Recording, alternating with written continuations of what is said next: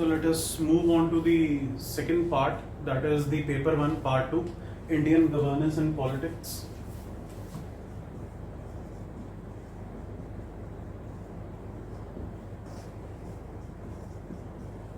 Indian governance and politics, as the name suggests, this paper is more about your governance, more about the contemporary developments in the political arena in your country. Yes, it is the most overlapping part with your GS2. It completely subsumes your Lakshmikant plus some additional things which we'll see. हम इस part को 3 सब divisions में या 3 phases में divide करते हैं.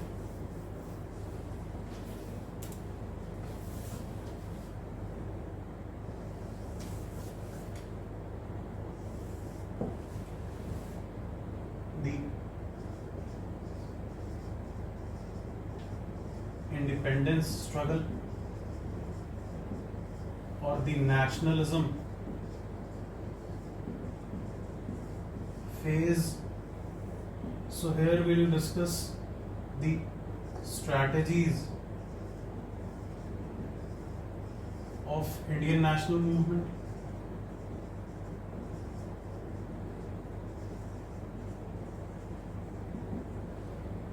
दूसरा important thing, the different perspectives on the Indian national movement. देखिए सबसे पहले strategies में क्या आएगा.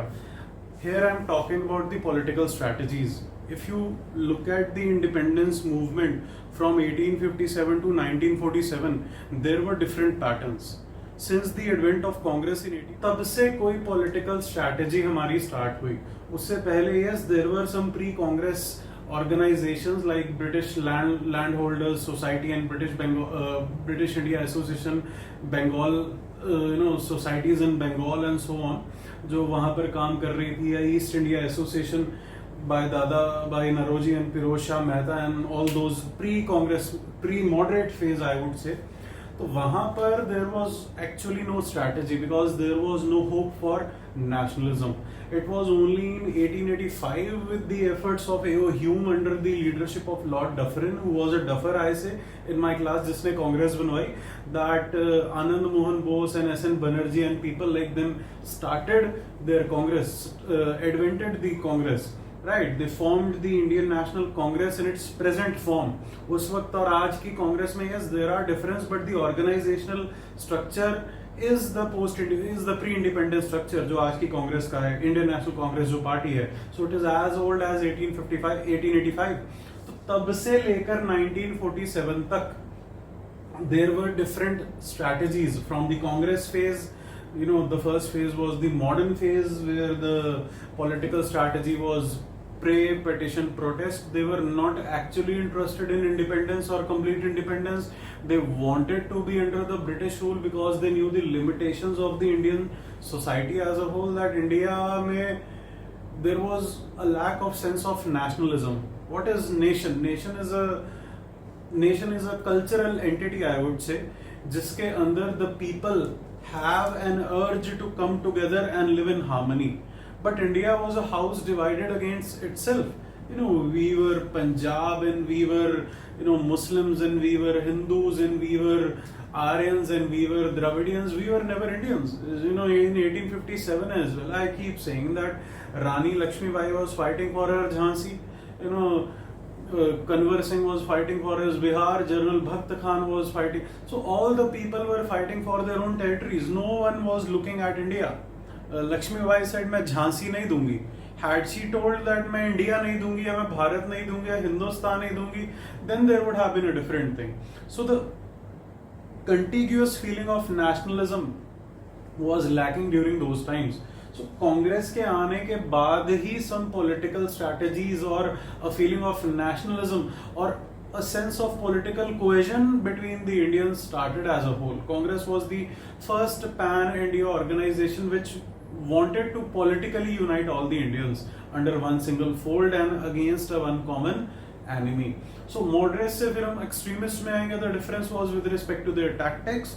Yes, obviously they were more violent. The extremists were more violent. They were young blood in the form of Lal Bal Pal and Tilak and all that. उसके बाद after 1914 or 1915 जब south Africa से गांधी जी आए, then became the real mass movement, the mass satyagrah. So we graduated from constitutionalism to violent extremism to mass nationalism with the advent of masses and non-violence, and satyagraha were his key points or key ideas, and truth and ahimsa and all that. तो Gandhian doctrine, तो ये सब strategies थी Indian national movement की. There was yet another strategy, और the socialist strategy और the leftist strategy of Netaji Subhash Chandra Bose. Nehru was also a socialist, but Nehru was not in favor of violence. Hence, he was a middle course between Gandhi and Subhash Chandra Bose. Subhash Chandra Bose absolutely violent. Indian National Army उन्होंने बनाई. He wanted to release India violently, or he wanted to release India with arms. He wanted to achieve freedom with arms. ये सब तो strategies थी. What about the perspectives?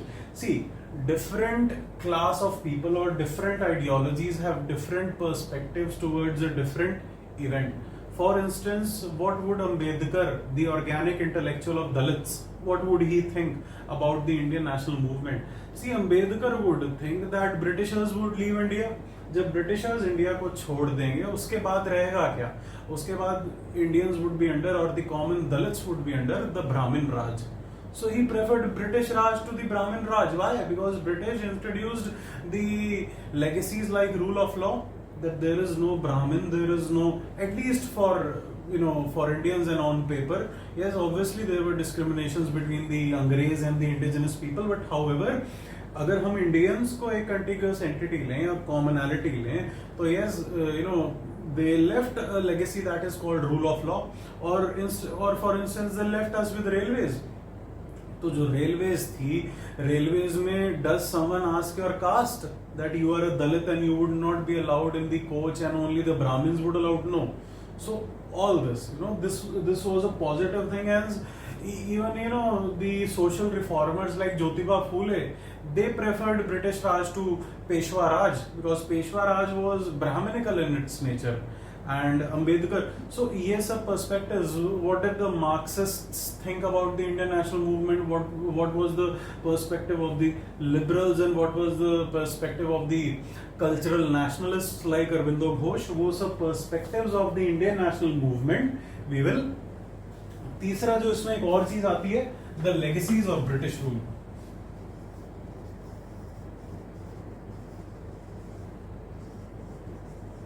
That is the government of British India, Gobi. See, Britishers left us with two kinds of legacies.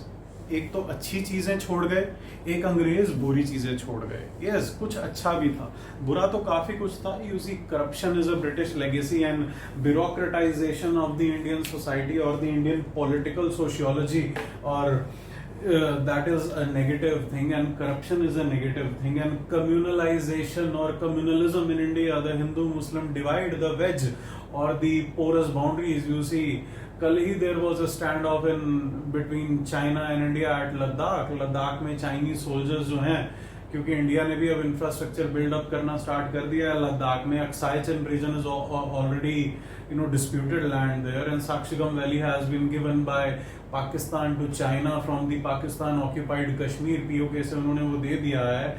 And since there has been the abrogation of 370 and the states reorganization of the state of Jammu and Kashmir into the two distinct union territories of the Ladakh and Jammu and Kashmir, yes, there have been aggression by the Chinese on the border. LAC, line of actual control, fortunately has been a bulletless border since 4 decades.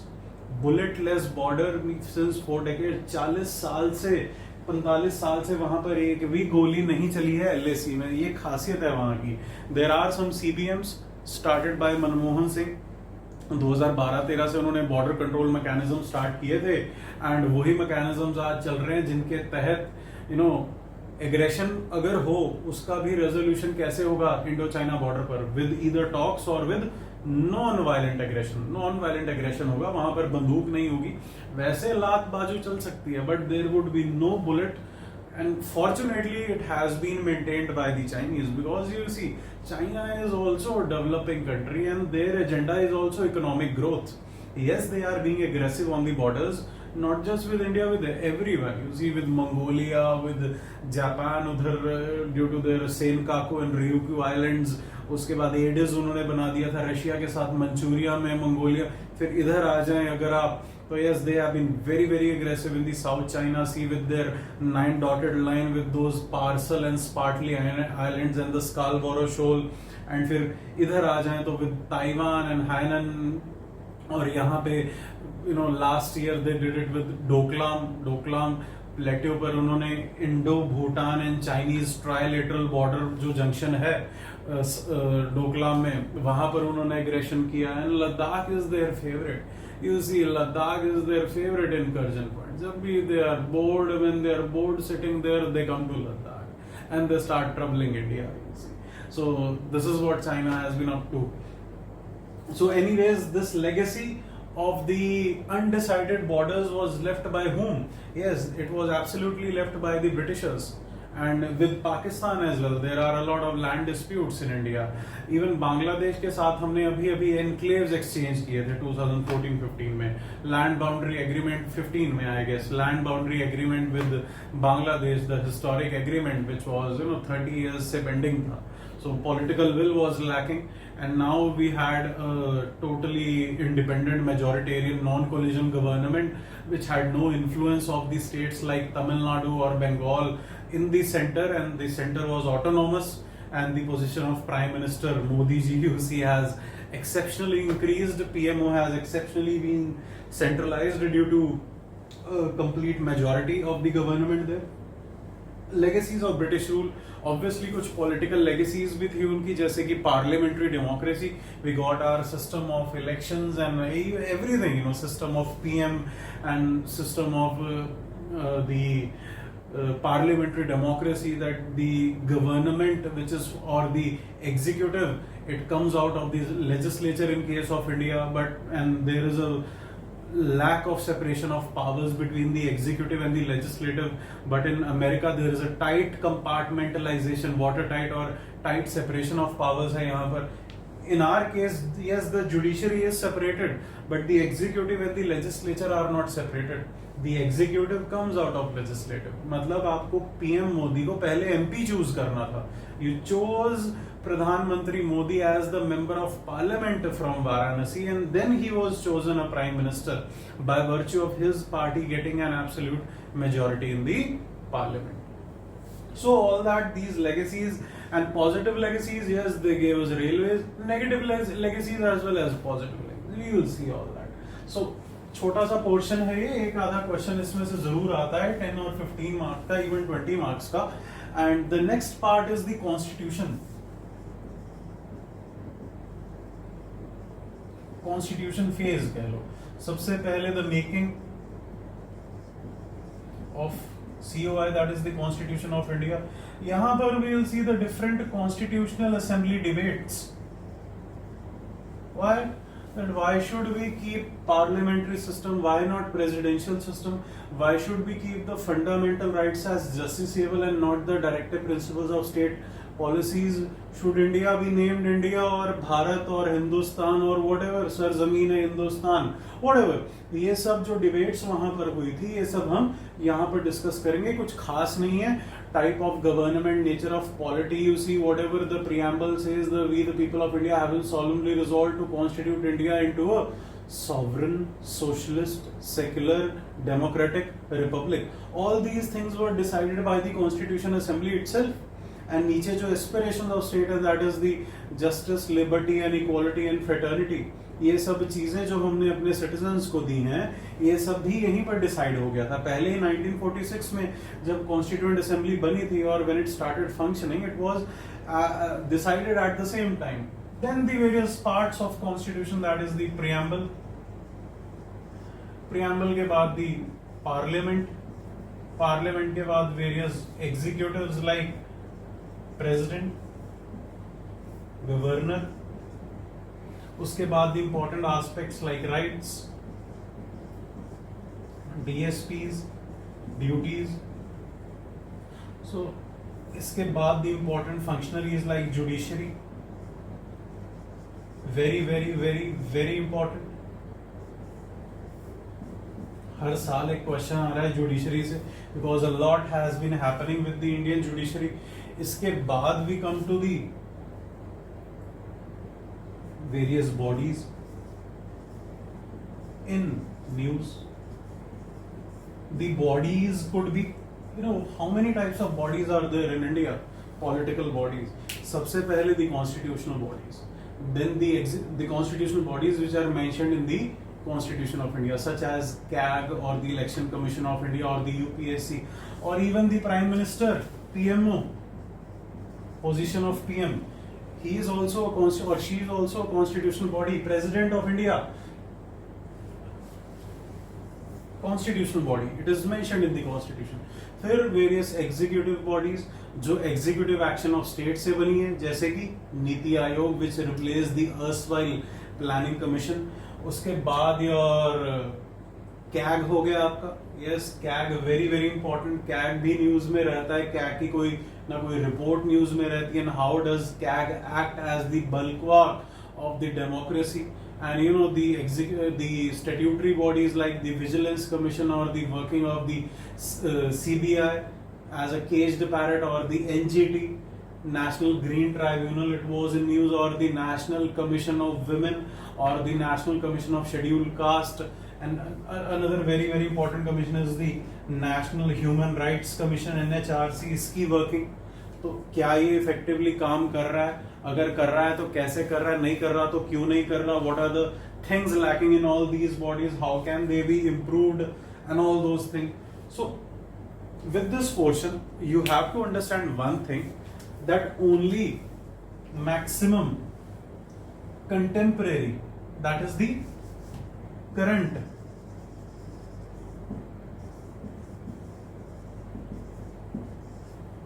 see, they would not, here again I would like to mention judiciary mein, they would not ask you that what is the, you know, procedure of the appointment of the judge or the removal of the judge, or they would not ask you that how is a prime minister or the president of India elected, or what is the procedure of election of the president, or why, what is the status of the parliament. No, what is of, no, they would not ask you the static aspects. यहाँ पर they would ask you the current affairs or the current developments.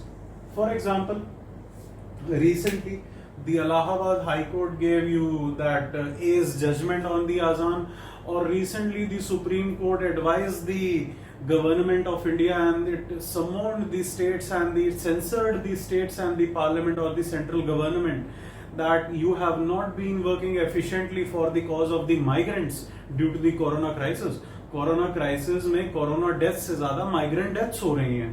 The trains you see, Bombay से train जा रही है, it wants to go to Bihar but it goes to Odisha, it wants to go to Odisha but it goes to Haryana. So this is what is the plight of the migrants. They are not getting food, they are not getting water, they are not getting, and communal riots हो रहे हैं. The states have failed, and this is what the Supreme Court did.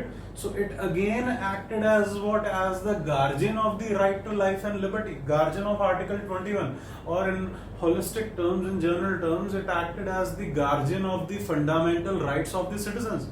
Similarly, in Parliament, he would ask you, let's say the decline of parliament. You see, Parliament of India, what is the main function of the parliament?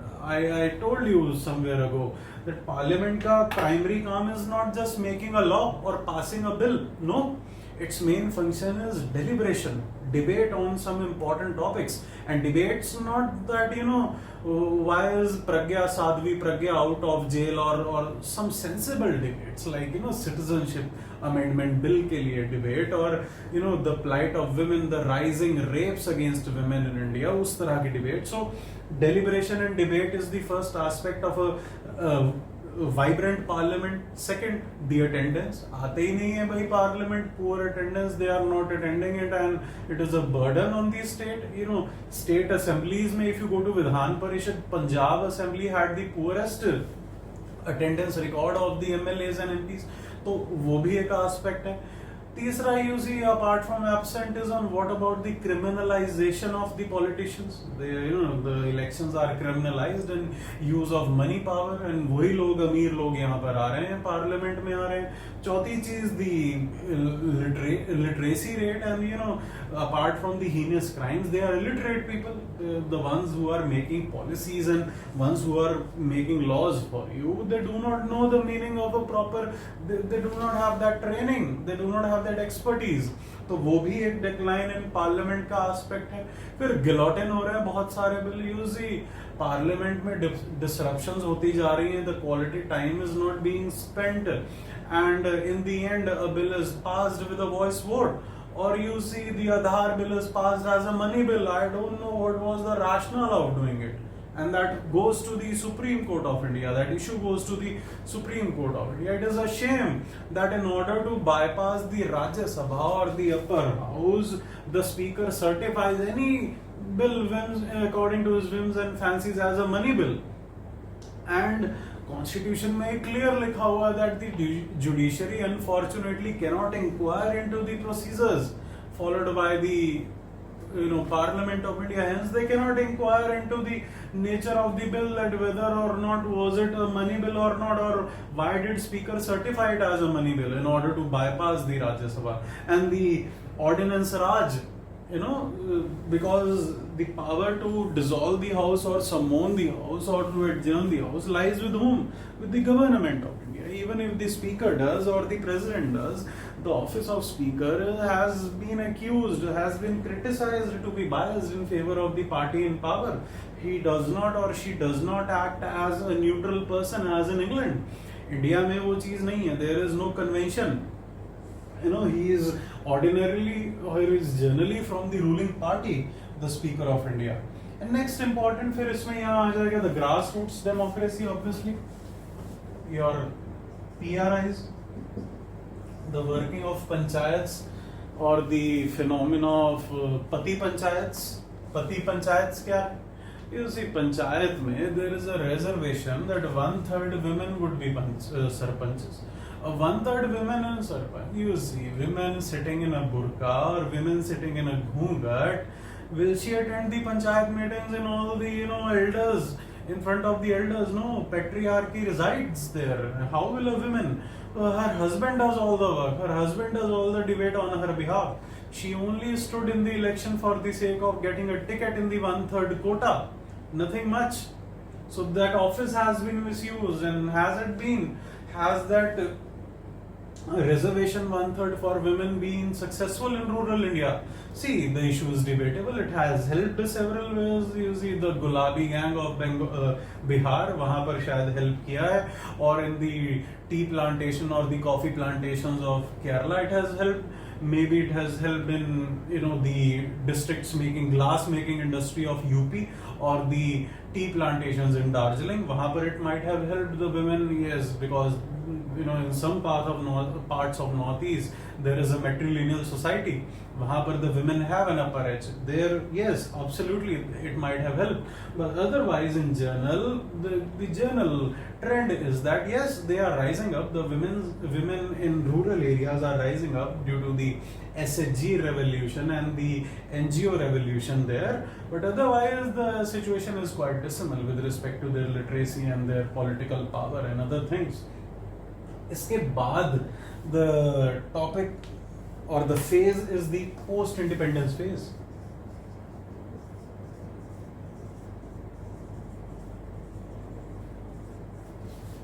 See, यहाँ पर post-independence phase means whatever constitutional developments have been happening after 1947, तो उसमें हमारे यहाँ क्या क्या हुआ? The states reorganization or the federalism, the secessionism, or the regionalism, or the separatism. So these themes the center-state relations, the interstate relations in the form of Article 262 to 263, and the Supreme Court's power to adjudicate the disputes, or Article 131. We will explore all these things यहाँ पर federalism में. And federalism, the big states or the small states, ये चीज भी हम यहाँ पर explore करेंगे. The next important theme would be planning and economic development.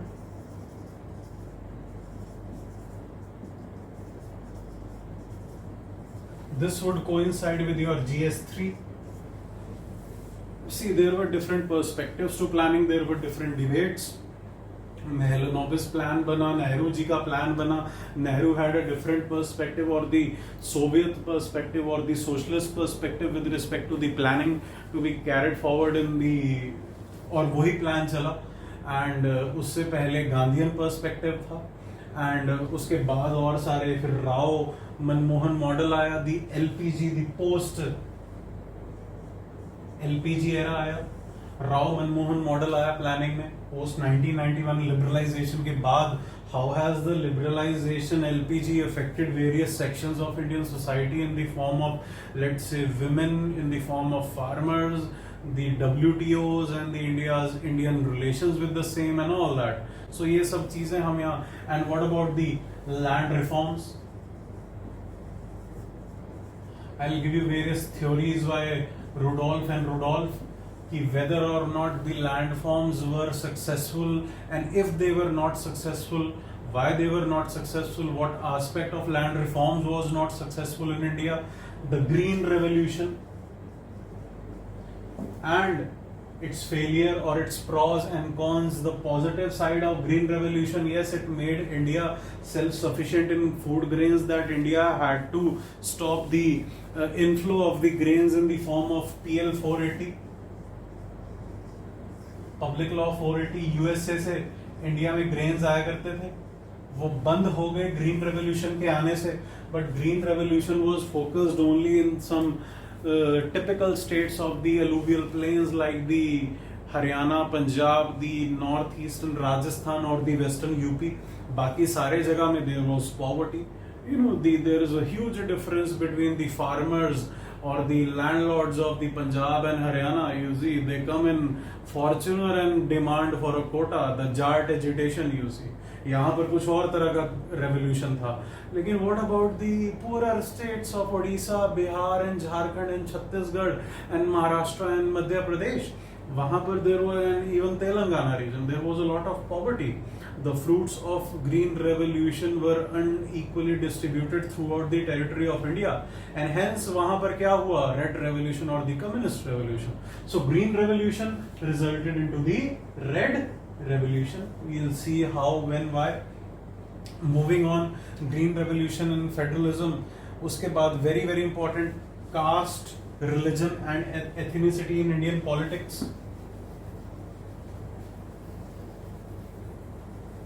So yes, very very very important, caste, religion,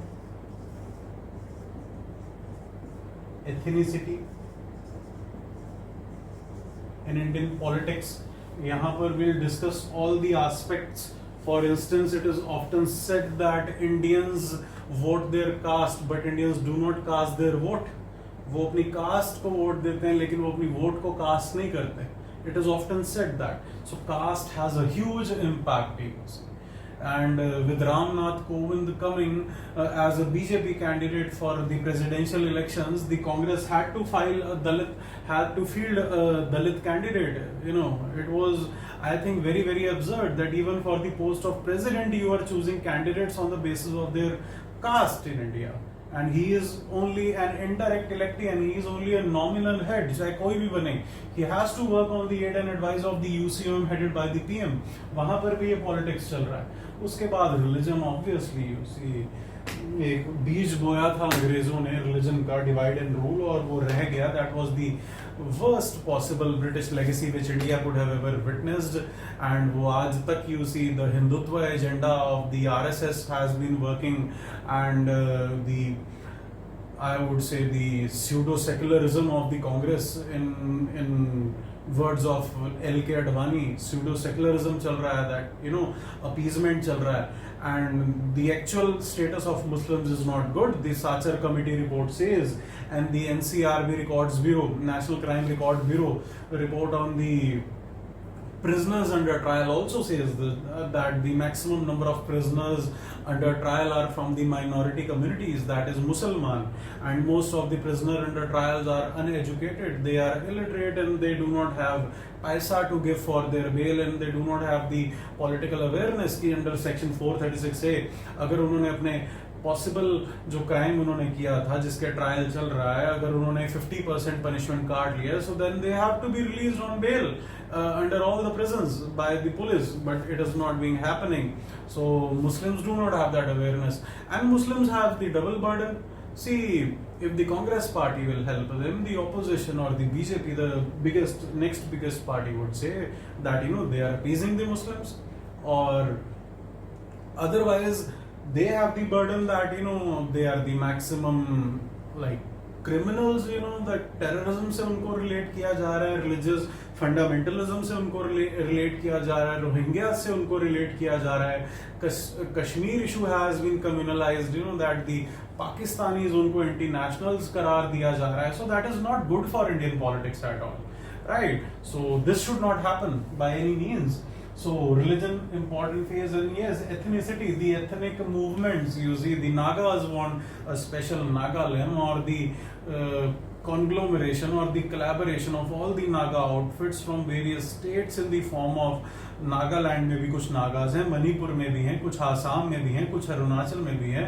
They want to create a greater Naga limb, and the main party is Naga Ho, which is the collaborated union of all the Naga factions, and उसके under भी बहुत सारे factions हैं.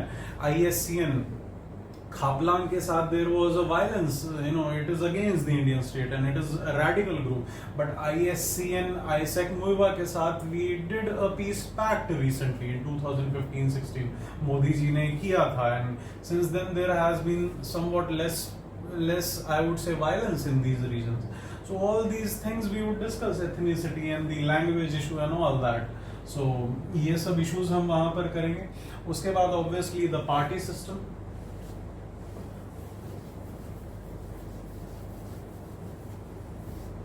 Again very important. इसके अंदर profile of parliamentarians and the electoral behavior. Obviously, we will take the 2019 elections and the rise of Aam Aadmi Party as a different phenomena. They had a different class of politics, or the mohalla clinics and all that party, or politics of ground, or the politics from ground, or the empty pocket politics जिनके पास पैसा नहीं था. They did their politics on the basis of governance issues and developmental agendas. They did not have Hindu Muslim to play with. They did not have Dalit or Brahmin to play with. They did not have Haryana Punjab, or they did not have language Hindi or Tamil to play with. They had the pure agenda of good governance and corruption-free governance in Delhi. Hence, under the nose of Modi government, they secured 67 out of 70 seats in 2015 elections. और 2019 में भी they got 61, I guess, 61 out of 70. So Aam Aadmi Party has been a very big phenomena, and the party consisted of what? It was not consisting of the rich landlords. It was not consisting of the criminals or the people who have committed heinous crimes. It consisted of the purely intellectual middle class.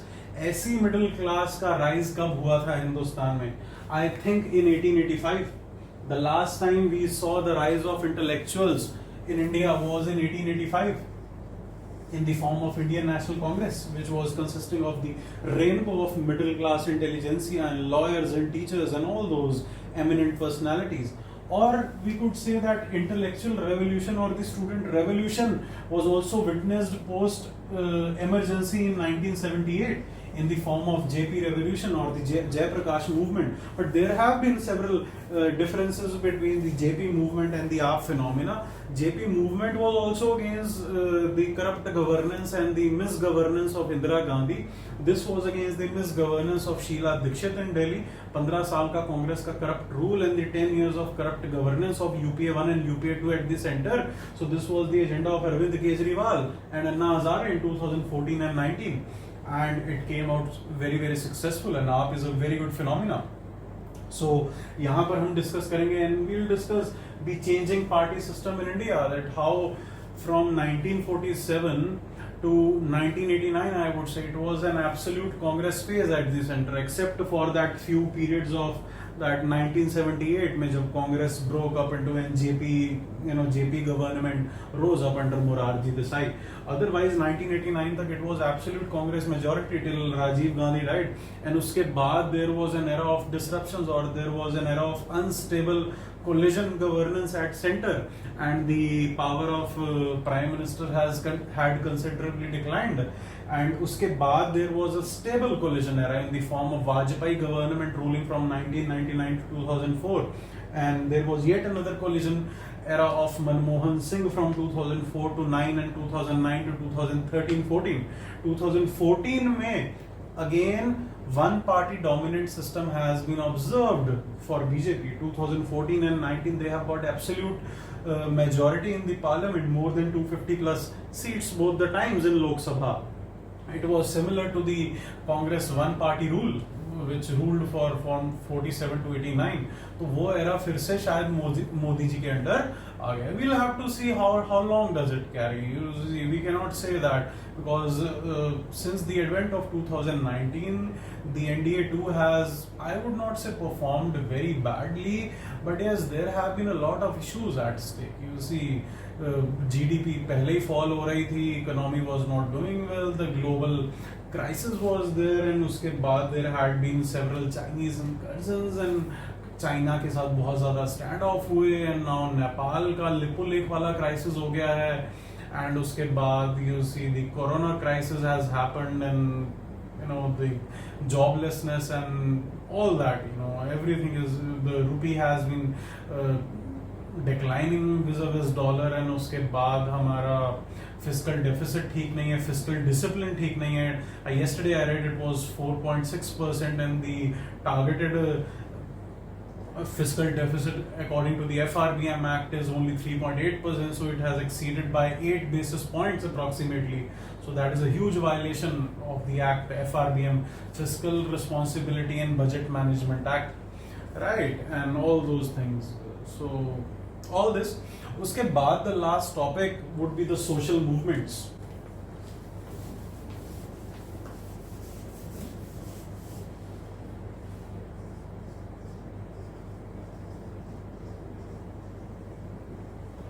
Social movements में क्या आएगा? Obviously there have been several civil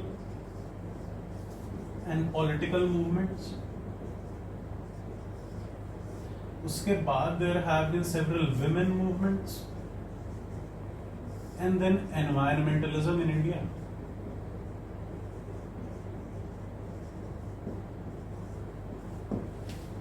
so civil and political movement simply वही होती हैं जो अपनी civil और political rights के लिए लोग लड़ते हैं, चाहे वो अपने इक्वालिटी ऑफ अपॉर्चुनिटी के लिए, चाहे वो पटीदास जो हैं वो अपनी रिजर्वेशन के लिए लड़ रहे हो, मराठास एंड पटीदास एंड जाट्स, चाहे वो दलित्स लड़ रहे हो अपनी सिविल लिबर्टीज के लिए, चाहे वो उड़ीसा के ट्राइबल्स अपने पॉस्को के लैंड के लिए लड़ रहे हो.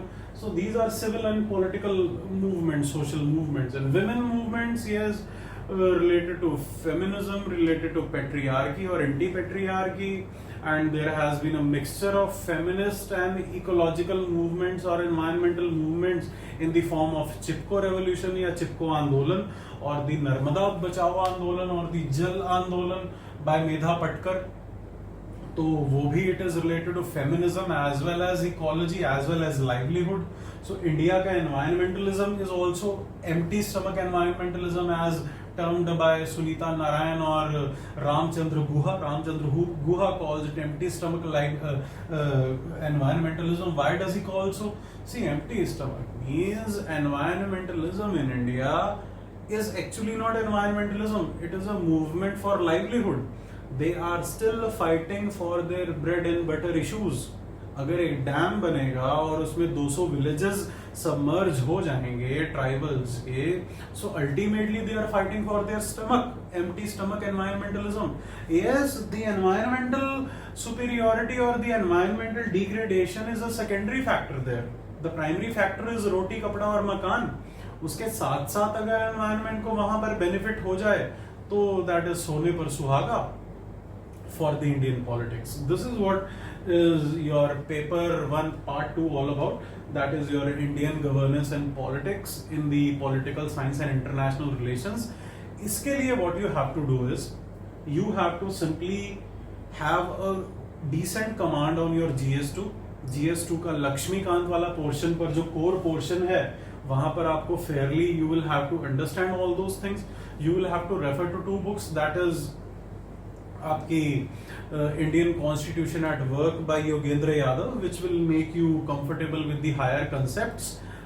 That is an NCERT of class 11th, and उसके साथ you keep on reading your Laxmikanth, and rest you will all follow my class notes. Apart from that, none of the, I think the contemporary trends in UPSC with respect to this part as well as your GS2 is that very few questions are asked from the static portion. You are no longer asked what is enumerate your fundamental duties or what are fundamental rights or explain right to life and liberty. No, you will be asked some contemporary trends in your politics. That is, you see, for instance, yesterday you did not have right to privacy.